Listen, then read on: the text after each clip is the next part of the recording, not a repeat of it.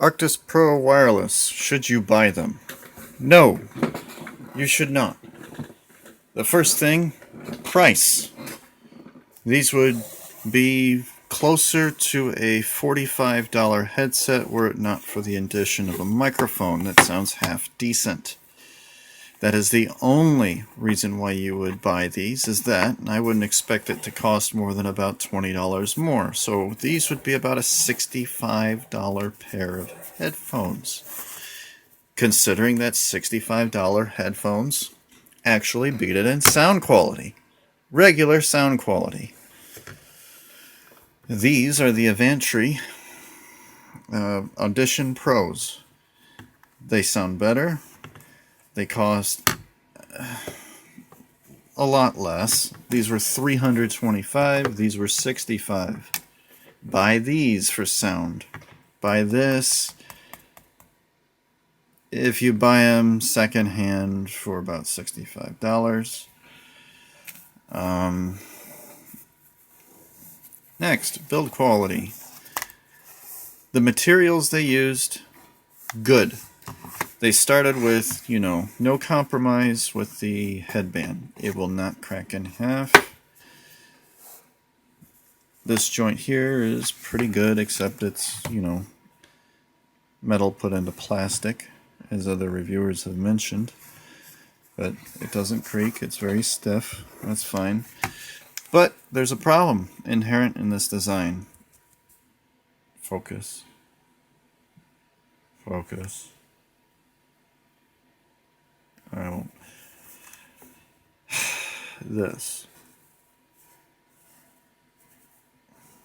This joint is always going to be loose because, oh no, it focused.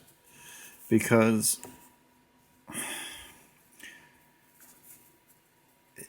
it's an irregular shape. The majority of the pressure should be right here. Okay? So you would ideally have two spots for it to be connected. But you don't. You have one off center, and that's to accommodate this little hinge kind of thing. But that's going to get loose over time. Again, metal inlaid into plastic. Plastic will widen with that kind of clamping force. Moving on to fit, it has a lot of clamping force. It will annoy you after a while.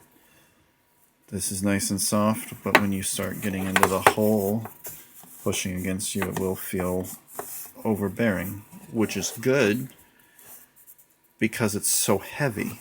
These are very heavy headphones. If they didn't have so much clamping force, it'll just fall off your head. But it's uncomfortable like that. So, back to materials. This whole cup arrangement is plastic. And what you're going to get, because this plastic cup is multiple pieces of plastic. This is a different piece of plastic to this. This is a different piece of plastic to what's under here. You're going to get creaks. As it's sitting on your head, it's going to creak all the time.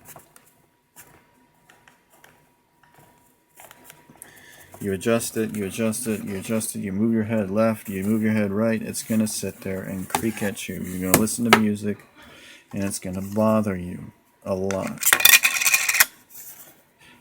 Owners of this, listening to this, are going to notice it immediately after I've said it. I'm talking to you, John. Alright. Anyway. Next, you might have noticed there's a piece of toilet paper in this. That's because when these arrived, they were unbalanced. Now, I'm a smart guy with computers and whatnot, so I'm looking in the software. If you connect this guy through USB, you're not going to have a balance. If you connect it through Bluetooth, the same as all other Bluetooth devices in Windows 10, you'll have a balance sitting there, but it's going to lock them together. you're not going to be able to balance them. So I say, okay, well, screw the USB output. I'll use line in. Well, that won't work for you because you're going to get a ground loop. It's going to go shh at you the whole time. So to get a balance, you got to go with optical. There's no ground loop. That's the only reason why you go optical over digital coax, is you eliminate ground loops because there's no metal contact. But even then, the SteelSeries audio, like the software, doesn't have a balance. There's no balance. I can't,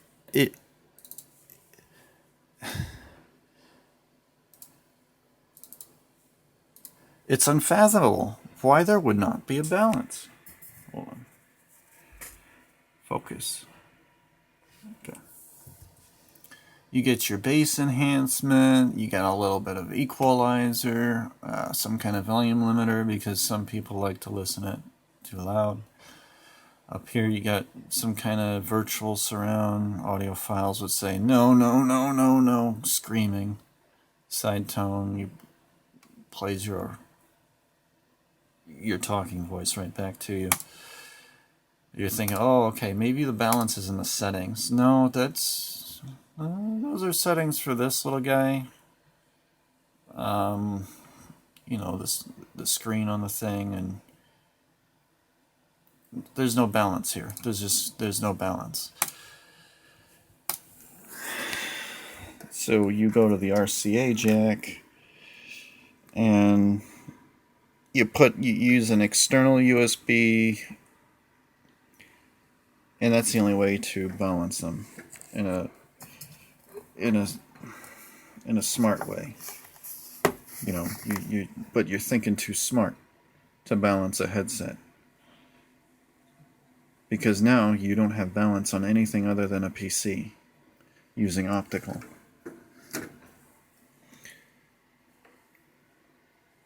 So you gotta go to the problem source, and you always keep it simple. One sheet of toilet paper balances them.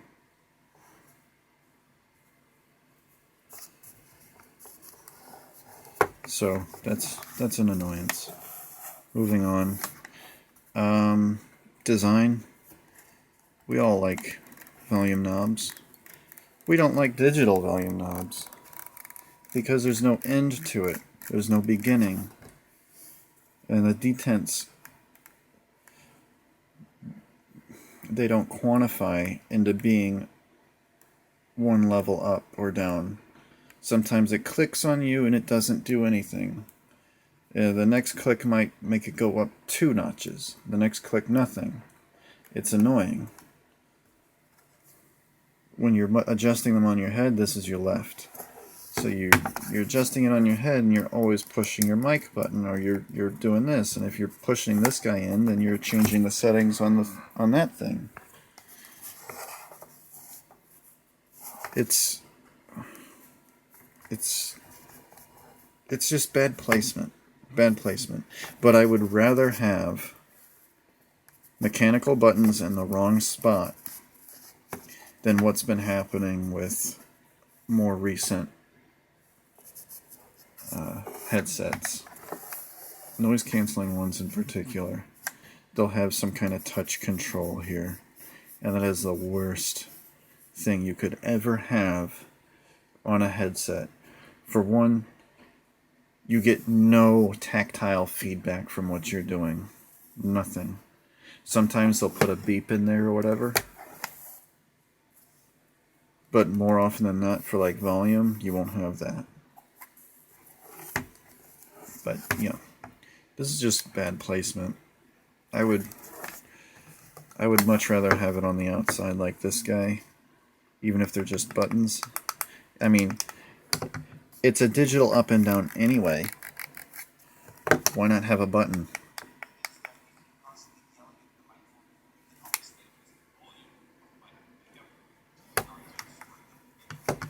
So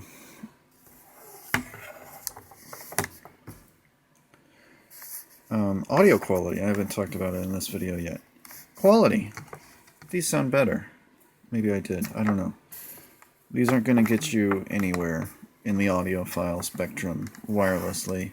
And I would argue that even wired, they don't get you anywhere either. There's between wireless and wired, using these alone, I hear no difference because the drivers simply fall off around 12 kHz. They get muddy or crackly, so you don't get any detail in that.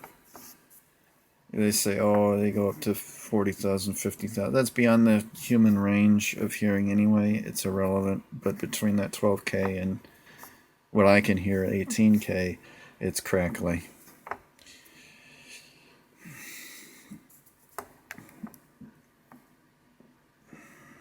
I think that's everything.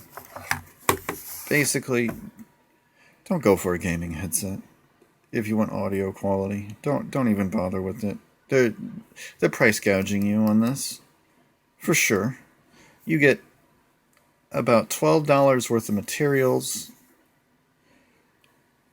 and on an assembly line, about $3 of labor. And then you get a $1 box, because it's all about that unboxing experience. Focus.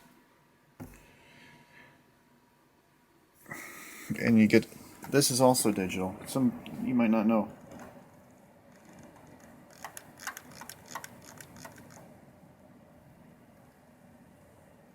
You know, digital. It's annoying. There should not just be this detent, there should be a hard stop when you're all the way down and a hard stop when you're all the way up. If you're going to have an analog control, it may as well be analog.